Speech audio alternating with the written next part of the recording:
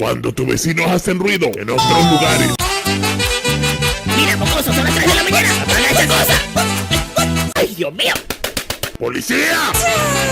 ¡Véngase para acá! Espera, ¿y tú qué haces aquí?